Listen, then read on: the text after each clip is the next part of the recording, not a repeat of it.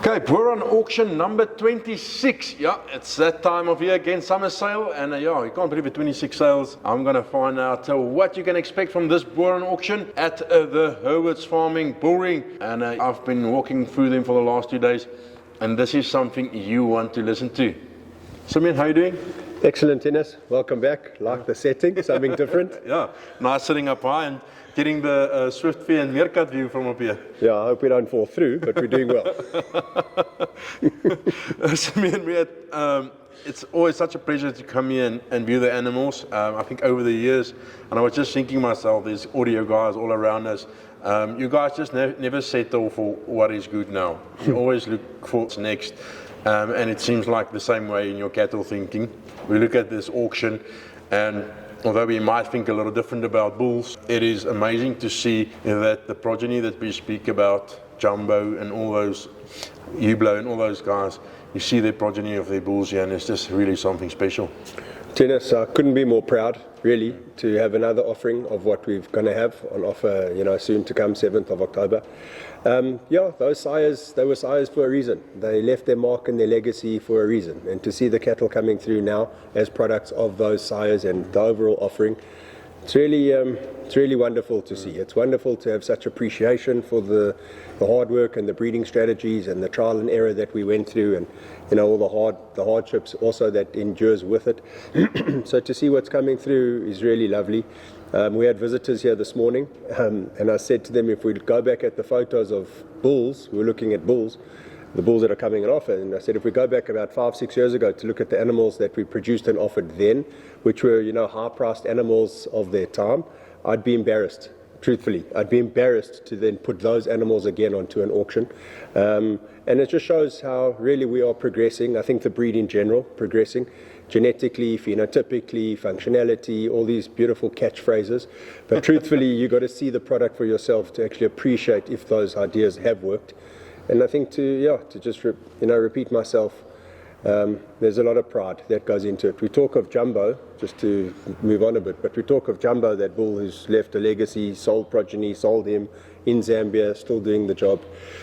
When we sold him, I'm sure you remember, but he was standing outside in the permanent kraals, and left and right of him in 2 other cages there were a whole bunch of his sons, which were naturally bred sons, not products of embryo flushings, and there was a lot of interest in those sons, and I think those sons did a lot to show off what Jumbo's ability was. And the people in the crowd actually wanted some of those bulls and asked me, privately, can we buy these particular animals? One of the animals coming on the auction now, on the summer sale, is one of those sons. So it just shows you how quickly actually time moves on and matures. And to see one of those sons that looked good as a calf then, now actually becoming one of the standout bulls, I think, for the sale, and that's the bull Diesel. And then, hopefully he goes to a nice home that really is going to use that bull and those genetics. But again, just to show the youngster standing at foot with his sire, he's hopefully going to move on in those footsteps. He's just, a pleasure to see, and like a father looking after his children as they grow up, and you do well for them and they're happy, and you take pride in their achievements. It's kind of the same feeling with having to go through so many sales and have that recognition. Simeon, I'm going to wander off a bit from your normal auction talk about the human side of things, and I think today was a great example, and I've seen you doing it with Roger Sitoli since the first time he was here, I was here as well, and since then I've met him a few times that we met up here. But the time you take as a breeder, as a friend of the Boran, to take people through a catalogue, understand the catalogue, understand what is an EBV, what does they mean, what don't they mean, and then take them through the cattle, and understanding some have this budget, some don't, understanding how it goes about. That is just part of stud breeding that makes a difference in ensuring that buyers understand what they buy. It's not just about putting cattle there and hoping people buy. Yeah. Tennis, it's a business like any other. It's a product that you're selling, that you're buying. There's a human being behind it. You're buying the product, you're buying the management, you're buying the after-sale service, you're buying a piece of the person, you're buying a piece of the puzzle, and that in this platform is me. So I'm happy to share my knowledge. I'm happy to share my time. I'm happy to educate people, and I really don't profess to be the walking, dictionary about Boran cattle at all. But I'm happy to try and help people not make the same learning curve mistakes that we made. I mean, going into an auction as a young breeder who's not even a registered guy but has ambitions, you know, you pick up a catalogue, you think you know what you're looking at, ultimately you don't. You're walking through the cattle, you think you're like doing what the guy next to you left and right is doing and looking and upping and down, you actually don't.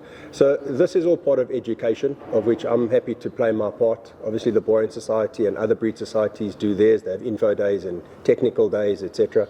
So if, you know, people can come to me and I'm happy to help always. Not always, you know, physically able to be on the farm and spend 2-3 hours with a guy coming in and learning. But really today's was a good example. It was a Boran 101 lesson. It was a Logics 101 lesson. It was a How-To 101 lesson. And if it imparts a little bit of knowledge, it's hard to absorb as an entrant. But ultimately, you know, it's a relationship that you're building. It's a relationship that you're starting. If there's chemistry in the relationship and you can get on with each other, that certainly helps. But the product must also do the talking, because that is the catalyst, that is, you know, what he's buying. And if the product fails, well, then it's end of relationship, and it's actually a tarnished relationship, and nobody wants that in business, not in stud cattle, and not in anything. So yeah, it's a human being interaction. As I said, you're buying management, you're buying the backup service, you're buying the WhatsApp at 12 o'clock at night response.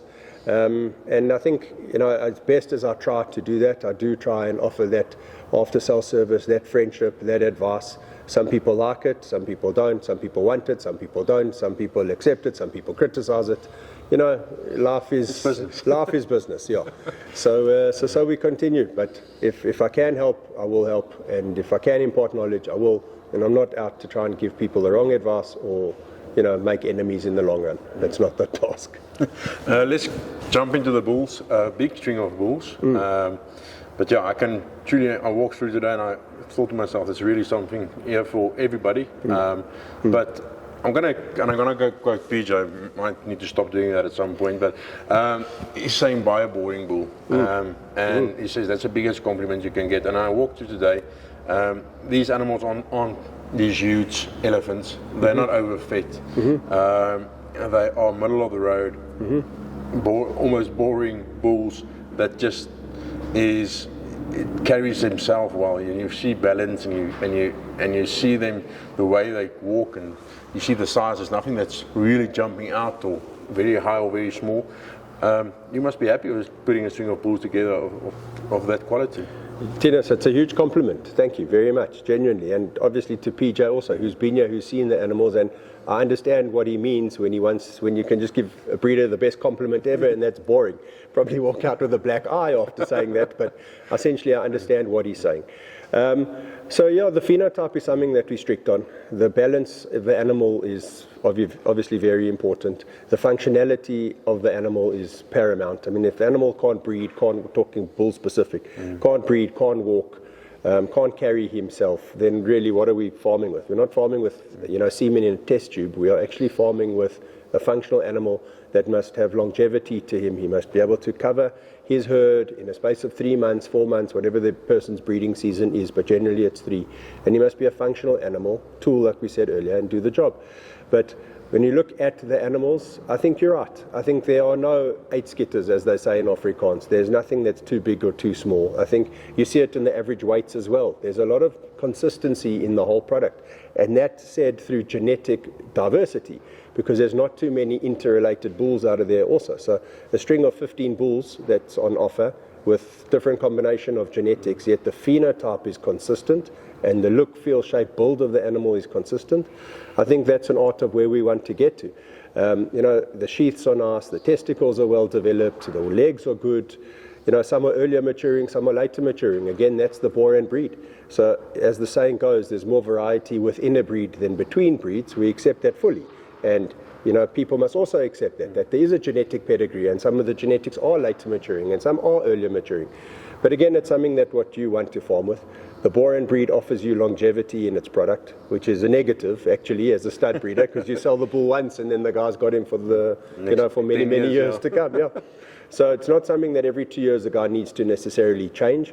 And that's also a good thing. So you're getting value for money of what you are buying.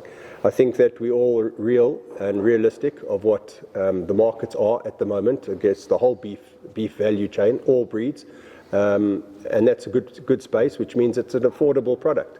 So to have 15 bulls on the sale with the concept of something for everyone, which is always the challenge and always the task. There are stud bulls, no doubt about it. There are excellent stud bulls and potential stud bulls for people. There's a proven stud bull on the sale as well, which I'm heart-sore to part with, but one always must. And then there's excellent bulls for weaner production, for heifer opening heifers, for crossbreeding on Ngunis and on other Bonsmara type looking animals, Simbra type looking animals. So wherever again you want to find a bull, I think this is a good window into a shopping basket. It's a good time of year as we approach the rainy season. We're going into the breeding season, still a few months for the animals to adapt to their new farm and take it from there. But I think it's a good compliment. Thank you very much. It's the aim of what we're trying to do. And I think if PJ himself was here, I think he would concur and agree with you. We're very proud of these bulls. And as I said, if it was 5 years ago and I had photos again, no, we wouldn't be having this interview. But I'm proud of what we got here. You mentioned the proven bull, and I haven't seen a head like that since Jumbo. I think just that he's also got that presence. You walk in, and not because he's bigger, but you can see that width between the eyes. It's just amazing. You can see the muscling through the back. It's not tremendous hard muscling. It's just good width and spring of rib. And it's good to see that sort of quality in your stud, and that's the sort of bull that fixes problems, that makes things right. Not the extreme ones or that goes up or down. It's that one and that's a stud bull actually, isn't it? Yeah, it's a proven stud bull. We've used him in our herd, and that's Whiskey, the bull BH18148 that you're talking about. Yeah. He's an excellent bull. He's a very well balanced bull. He's a very masculine bull up front with his head, which is typical of what his father produced. His father, Samburu, the grey bull, half brother to Omega, that we sold in the August sale to Conrad Hollenbach of Hollenbach, Boran stood. It's a very similar animal. Omega was the grey version of what Whiskey is the red version, and that's because of Whiskey's mother. So Whiskey's mother is a red cow, full sister to Zelma, out of going back to that B96615 with Ramaphosa BO401 on top. So the genetics there combined with Samburu is a wonderful pedigree, and that's why we used him in our own herd. And that masculinity you don't get every day. It takes a long time to breed a bull with that type of masculinity, balance, that width, that shape, that functionality. He's perfectly correct. He's a little bit down on condition because we've been working with the guy. But still, he is one of the heaviest bulls on the sale, and I think very structurally correct, very well balanced. Proven progeny, and I think whoever buys that bull is buying a tremendous herd sire, a proven herd sire, and as I said, not easy to breed bulls with that character. Yeah, I want to jump to a darker bull, a dark red bull. He'll probably become a little lighter as winter goes away and summer starts. But also that dark red that you get, that does show a very high hormone balance and testosterone, and always good to see that in your red bulls, or for that in any bull, that darker color. But he also, even though he's a little darker, he does catch your eye, and he does have that bull presence around him, and a very structural sound bull. Yeah, he's an excellent bull. Tennis, color or no color. Boran is not a colored specific breed of cattle. We know that. We love it for that. It's got individuality and character. That bull is a darker bull, but that bull is cherry red. And we know with the Boran, because we've seen it in our own herd, that they are light sensitive in terms of their adaptability, which is wonderful, almost like chameleons. So when it's colder outside, they go a bit darker. When it's lighter and warmer conditions, they go and they adapt to it. So that bull, I think, as the summer season goes, will just get bright red, cherry red. But I'm almost going to predict without the crystal ball that his calves will be blood red, cherry red, like a Santa Gertrudis type of color, Spitfire red, beautiful. That's how they, I think, will be, because we had a bull that we used very similar, and he bred like that. And his father is in Ndlovu, the bull that we sold to Dylan and Rowan from Sterkfontein. An excellent bull. He's bred beautifully in Ndlovu, and this is just another son that's come through. I think he's a world-class bull, structurally very sound, lovely dewlap on him, which is another sign of masculinity and what we look for in a stud bull. And I think whoever buys him also will be buying a bargain. Because I hope not, but you never know with people. People discriminate because he might be too brown or too dark or too this or too that. Nonsense. He's a phenomenal, structurally sound bull, He's going to breed beautiful calves. His genetics is backed with pre-potency. You can see it coming through in his skin color, which you mentioned. And I think, again, another stud bull that's going to slip and go under the radar that someone's going to be very excited about. Things to happen with those sort of bulls. Another bull that caught my eye, and they always tend to, is the white one, the grey bull. But it just seems, and we've spoken about this in the past, grey bull seems to just carry a little bit more beef. Tinus, he's an excellent bull. I think a firm favourite, those that have seen him already, because of the capacity on him, and you're quite right, that it just looks like the grey bulls carry the beef. They probably do. There's that Afrikaans saying, "Vleis dra die vleis." I'm smiling and laughing. I can't actually say it better. But anyway, no, he's an excellent bull. His father is Sniper, who's a standout white animal. He's a half-brother to that bull Nobu that we had on the August sale with that I call the gorilla, with that very big prominent neck, black neck on him. So the genetics is there as well. And as we always say, we balance the sales. We have to. I mean, we couldn't have two Sniper sons on the same sale, so we had to split one and the other. We couldn't have two Samburu sons on the two sales, so we had to split the grey one here, the red one here. Why the grey? We didn't have enough grey on that sale. Why red here? Because we've got grey on this sale. So there's no A sale or B sale, etc. They are just two production sales, and that's a good bull, that 132. His name is Fulham, after the soccer team in the UK. Not a Fulham supporter, but I mean, that's the name we chose for him. A very, very good bull. There's another grey bull, Logan. Out of there, he's out of Sambuca. Sambuca is rare genetics, very rare Kenyan genetics. He's a one-of-a-kind sire-wise. We used a half-brother of that sire as well, which was a bull bison. So that 1058 genetics out of Kenya worked very, very well. Clearly a bull breeding line. So yeah, the grey bulls are lovely, the Bont bulls are lovely. There's a bull there out of Hublot, a direct son out of Hublot, out of the Dorothy family. One of the original Dorothys, his name's Drickus. Small little powerhouse of a bull, youngest bull on the sale, but I think probably the one with the most potential, actually, on the whole sale. I think it's a tremendous bull, and as I know Hublot, having really cultivated Hublot and his progeny, they just get better. They really do. They mature, they get better, they breed phenomenally. You don't even realize what you have when you invest in that Hublot line. Same with the females. One of the females on the sale is a direct Hublot daughter out of the Diana family. And she's, for me, the standout heifer on the sale also. Not because she's Hublot, not because she's Bont. She's just outstanding, head to tail. Yeah. Simeon, thank you very much. Appreciate it. And can't wait for next week. Pleasure, Tinus. Okay, be sure to be here, and we'll very soon. You will be able to see the video on the females as we will discuss some of the best genetics in the breed.